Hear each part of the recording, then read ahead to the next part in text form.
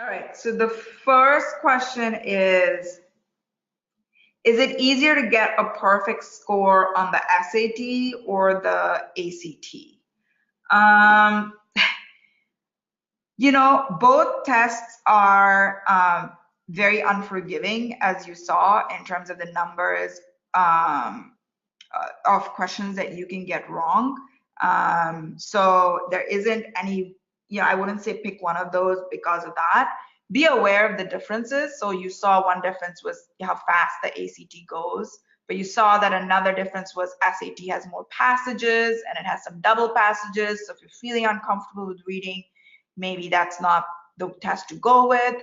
ACT lets you show off your quantitative skills a little bit more because it has a science section, which is basically data interpretation and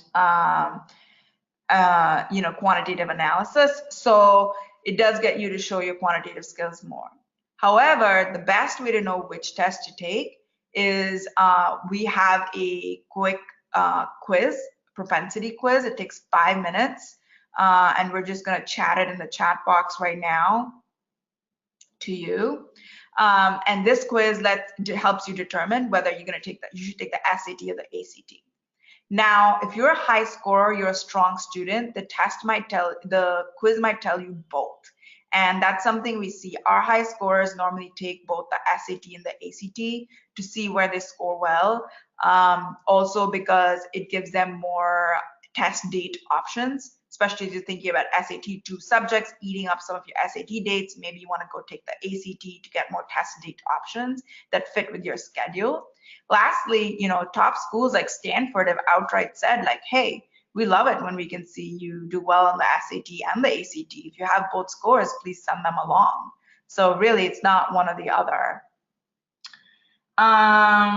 Next question is there a point where you have taken the test too many times? Oh yes, there is a point where you've taken the test too many times.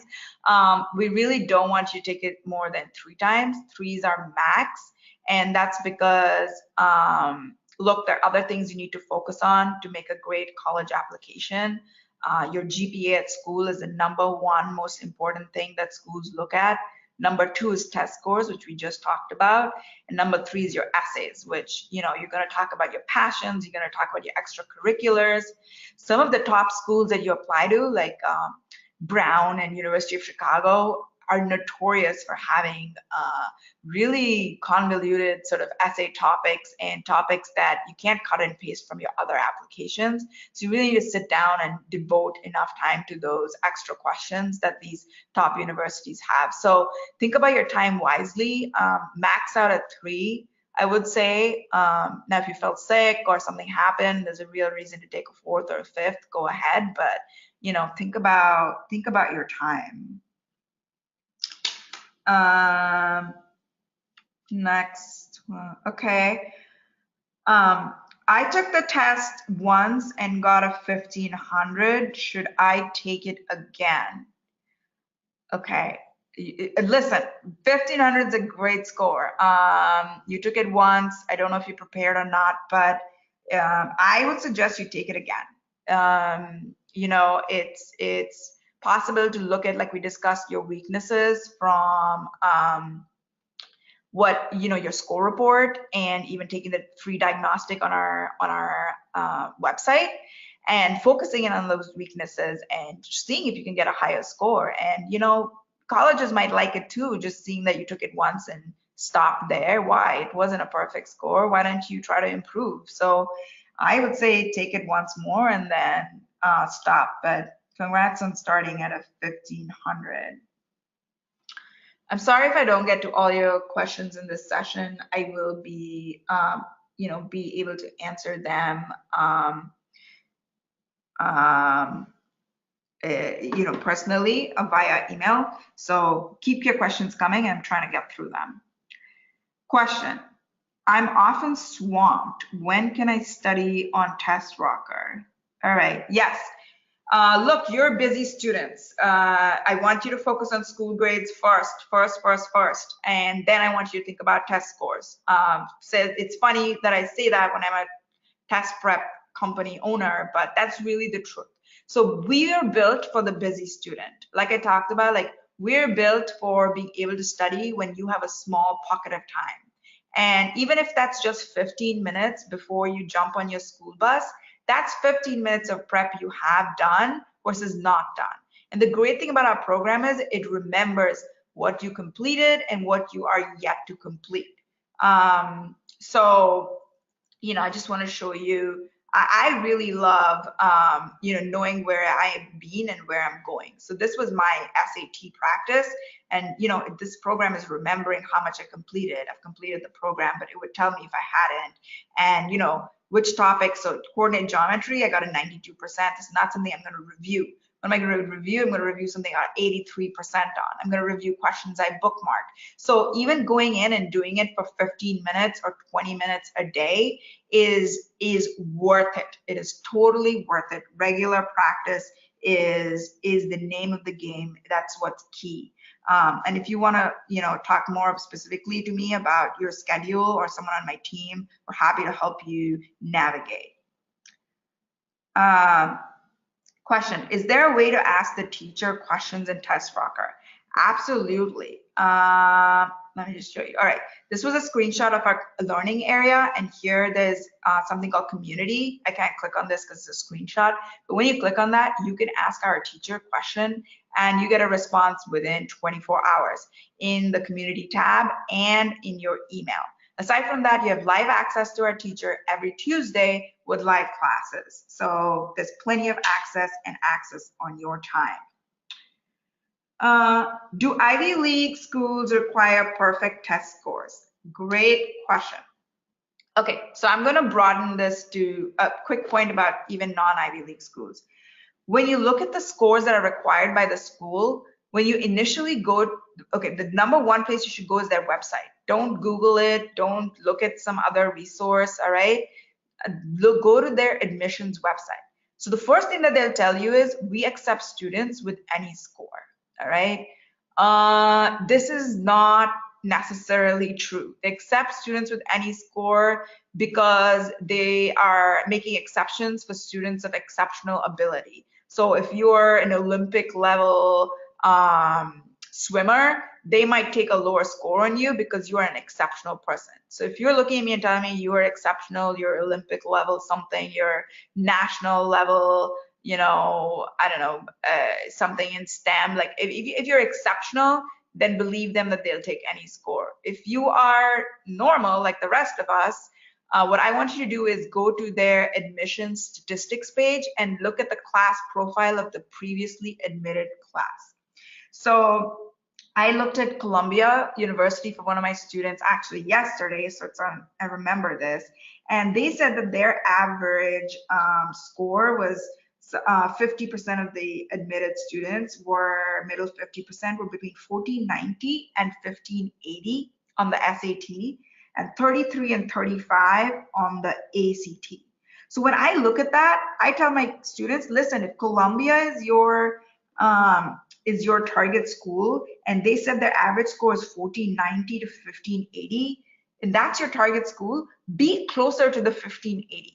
That's your score. So it's not perfect, it's not 1600, but 1580 is pretty up there, all right? So you want to be pretty close to that unless they have some kind of like exceptional application. Or on the ACT, they need between a 33 and a 35. They don't need it.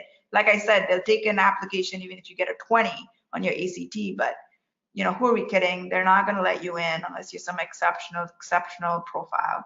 So between 33 and 35, you want to be closer to that 35 if Columbia is what you're aiming for. So my tip is go to the admissions website of the university that you want to apply to and look at their class profile of their previously admitted class, where you can really tell what are the kind of scores that they accept, the scores of the admitted class. Question, can an average scorer eventually get a very high score? All right, I don't know what you mean by average scorer, but one thing I want to tell you is TestRocker's average score jump on the ACT is 4 points and the SAT is 180 points. Now, it depends where you start from. We've had a student recently on the SAT who improved her score 590 points, right? So the best way that I can answer this question is think about, why are you an average scorer? Are you an average scorer because you don't know the concepts that the SAT or ACT is testing you on? You know, you're a little bit shaky from learning in school. It's going to take you a little bit longer. You know, you have to see how much time you have to understand those concepts. If you're weak on a lot of concepts, you know, you just don't have enough time maybe to know each one of those. If your reason for getting an average score, which might be a lot of you here, is the most frustrating thing, which is, you know, the concepts, you have high GPAs at school, but you're scoring low on the SAT or the ACT. It's a real head scratcher. I'm a good student, but I'm not scoring high. And the reason for this is because of your test taking skills. You're not allocating time wisely. You're running out of time. You're not paying attention to what is going to be tested on the test. You're reading the instructions on the test. You're reading what kind of question it is. You're not moving fast enough. You're just relying on your smarts alone.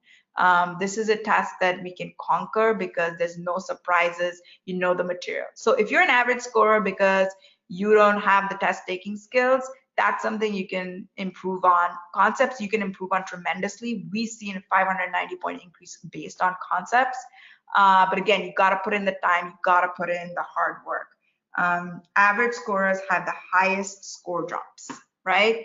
Higher scorers have lower score jumps. So it really depends like where you start from. All right, I want to be aware of the time over here. If you have more questions about how to get a perfect score, again, like you could be questions very specific to you, please do email us at contactus@testrocker.com. We guarantee a response.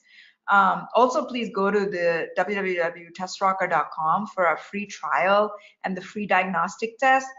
Take the free diagnostic when you have a little bit more than an hour, a pencil, a paper, a calculator with you to take the test so that you get, you know, a real sense of where you stand. And every time you go to TestRocker, there's a little chat box at the bottom right. If you don't feel like, you know, asking a question today because you're shy, please go in there and chat us a question. We're normally always on. But I hope you enjoyed the 5 tips that you received from helping over 10,000 students. It's really advice we give them and things that we've learned from them.